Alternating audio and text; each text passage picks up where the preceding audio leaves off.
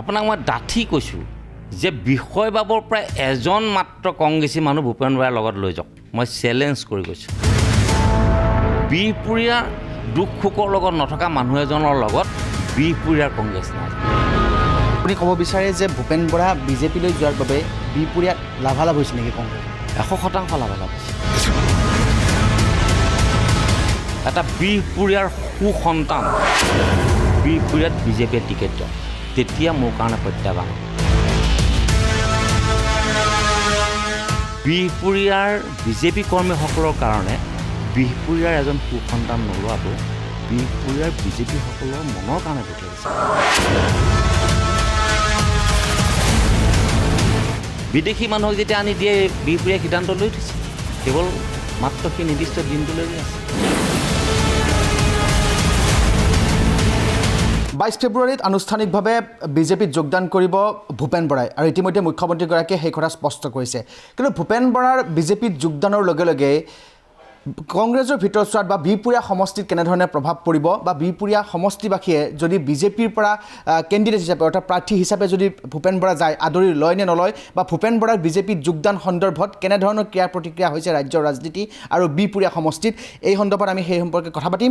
মোৰ সৈতে উপস্থিত আছে কংগ্ৰেছৰ প্ৰাৰ্থিত্ব প্ৰত্যাশী বিহপুৰীয়া সমষ্টিৰ ৰাম ভূঞা ডাঙৰীয়া। আমি প্ৰথমতে আপোনাৰ পৰা দুটামান কথা স্পষ্টকৈ জানিম।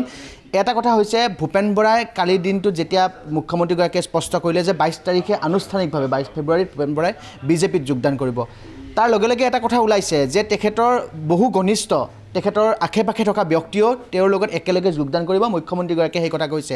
ৰাম ভূঞাৰ ক্ষেত্ৰতো তেনেকুৱা হ'ব পাৰে নেকি? স্পষ্টকৈ আমি এই মুহূৰ্তত জানিব বিচাৰিম, দৰ্শকসকলে জানিব বিচাৰিব।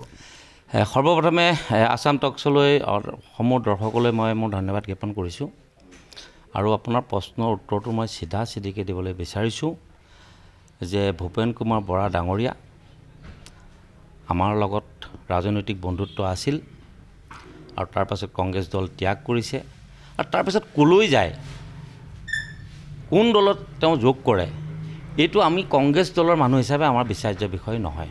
আৰু মই বিশেষকৈ ফ্ৰীডম ফাইটাৰ পৰিয়ালৰ পৰা অহা জন্মগতভাৱে কংগ্ৰেছ মানুহ আৰু জন্মগত হিচাপে কংগ্ৰেছ কৰি আছোঁ এই পৰ্যন্ত। আৰু কোনোবা এজন বন্ধু কোনোবা এটা দললৈ গ'ল মানে তাত মোৰ কোনো আহেজাই নাই। মই অটল অচলভাৱেই বিহপুৰীয়া ৰাইজৰ লগত আছোঁ, বিহপুৰীয়া কংগ্ৰেছৰ লগত আছোঁ আৰু বিহপুৰীয়া কংগ্ৰেছৰ এইবাৰ বিহপুৰীয়াত জয়যুক্ত কৰাৰ কাৰণে মই মন প্ৰাণ বান্ধি লৈছোঁ। মোৰ দ্বিতীয়টো পোনপটীয়া প্ৰশ্ন, ভূপেন বৰাৰ বিজেপিত যোগদানে কংগ্ৰেছত কি প্ৰভাৱ পেলাব, বিহপুৰীয়া সমষ্টিত কি প্ৰভাৱ পেলাব? কংগ্ৰেছত কি প্ৰভাৱ পেলাব এইটো বিষয়ত মই ইমান বৰ অভিজ্ঞ মানুহ নহয়, কিন্তু বিহপুৰীয়াত কথাটো এনেকুৱা যে বিহপুৰীয়াৰ ৰাইজ কিন্তু উৎফুল্লিত হৈছে যে ভূপেন বৰাৰ যিটো বিদায় হৈছে, এই বিদায়টোৰ কাৰণে উৎফুল্লিত হৈছে, ভাল পাইছে। আৰু যদি তেখেত আকৌ বিহপুৰীয়ালৈ আহে, তেখেতক বিহপুৰীয়াৰ পৰা বিদায়টো আজি বহুদিনৰ আগতেই দিলে, দুবাৰ বিধানসভাত দিলে, এবাৰ লোকসভাত দিলে। গতিকে বিদায়টো তেখেতে ল'বলৈ বিচৰা নাই। এইবাৰ শেষ বিদায় দিবৰ কাৰণে বিহপুৰীয়াবাসী ৰাইজ সম্পূৰ্ণ শাৰীৰিক মানসিকভাৱে একেবাৰে প্ৰস্তুত হৈছে। আৰু আপুনি ক'ব বিচাৰে যে ভূপেন বৰা বিজেপিলৈ যোৱাৰ বাবে বিহপুৰীয়াত লাভালাভ হৈছে নেকি কংগ্ৰেছৰ? 100% লাভালাভ হৈছে, 100% লাভালাভ হৈছে। বিহপুৰীয়াত 10 বছৰ MLA আৰু বাকী আনাদাৰ 10 বছৰ প্ৰতিনিধি মানে বিষয় বাবদ তেখেতে দলৰ বিষয় বাবদ থাকিলে। বিহপুৰীয়াৰ তেখেতৰ লগত থকা কংগ্ৰেছ মানুহে কি পালে কি নেপালে তাৰ হিচাপ নিকাচ কৰাৰ কাৰণে এটা সুযোগ আহিছে আকৌ এবাৰ বিহপুৰীয়াত। অমীয় কুমাৰ ভূঞা আছে, সমান্তৰালকৈ যদিহে প্ৰাৰ্থী হিচাপে প্ৰক্ষেপ কৰে বিহপুৰীয়া সমষ্টি, কাৰণ মুখ্যমন্ত্ৰীগৰাকীয়ে কৈছে যে যদি ভূপেন বৰাই প্ৰয়োজন হয় জালুকবাৰীতো খেলিব লাগিব, তেওঁৰ কাৰণে সমষ্টিৰ অভাৱ নাই। বিহপুৰীয়াত যদি প্ৰতিদ্বন্দ্বী হিচাপে যায়, আপুনি কোনগৰাকী প্ৰতিদ্বন্দ্বীক আটাইতকৈ মানে শ্ৰেষ্ঠ প্ৰতিদ্বন্দ্বী হিচাপে ভাবিব বা কোন আপোনাৰ প্ৰতিদ্বন্দ্বী হ'লে ভাল পাব, ভূপেন বৰা, অমীয় ভূঞা?